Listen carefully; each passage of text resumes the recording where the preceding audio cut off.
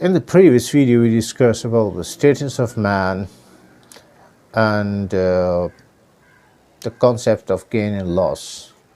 Today, we are going to discuss the human urge. Hence, its natural urge found in man to acquire the knowledge of essence and nature of things and actions, and to take up the useful and leave aside the harmful. Man as such knows nothing as to what is to happen in future. He can hardly make any correct estimate of even what is doing today or the right now. On the basis of precedents, he does calculate about the future, but such suppositions are not always 100% true.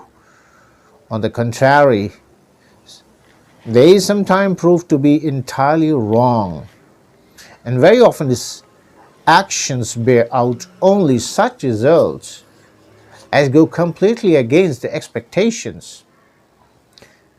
This is not the case only with the illiterate.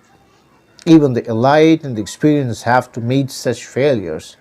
Sometimes when great veterans who have spent most of their lifetime on tackling legislative problems and studying the world history make some particular law, they have just changed and amended.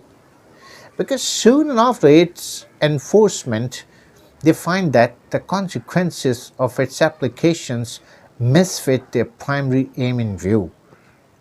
Let's take the example of Karl Marx, all his philosophy, when it was applied on the Russia, so after the lapse of time, it proved wrong, right? Every wise and prudent man has a natural desire to progress and to attain success in life. He also desires to have prosperity and a complete self-satisfaction. Sometimes someone takes to commerce as a source of wealth and prosperity. An experienced man who claimed to have got the insight into commercial affairs gave him a lead in his behalf. But it can be said the knowledge being imperfect and limited, the guidance too will prove to be not of very much significance.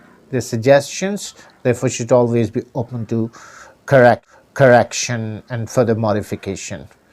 The following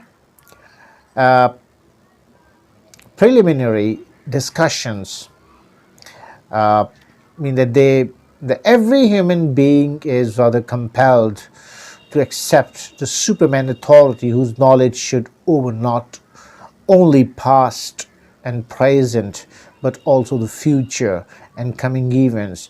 It's only under his commandments that man can achieve an all-round success. As an important part of his concept, the man should love and be devoted to that omnipotent, so that he can first deserve from him and lead to the right path. He needs a divine guidance, because the man does not know the totality of life, the perfection of his decisions. If he does not know the totality of life, how man can plan forever for the future without any, defects? He cannot, because lack of his knowledge. The Creator knows better than the creation, right? This relation between man and his Creator should be free from all sorts of lies, hypocrisy, fraud, and self-interest. Now the question is how to satisfy the human urge.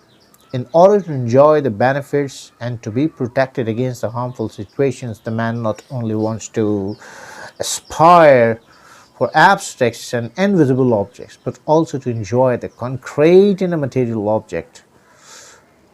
But just as his knowledge regarding the invisible is imperfect and faulty, he is also ignorant of the finite and the concrete object. Now the question arises how this requirement or urge of humanity can be satisfied and accomplished.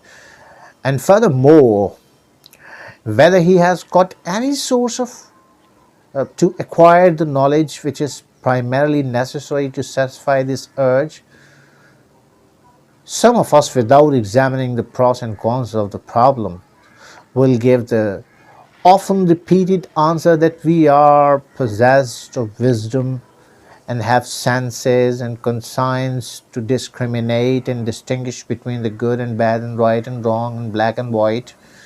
Therefore, we can decide what we should do and what we should not do.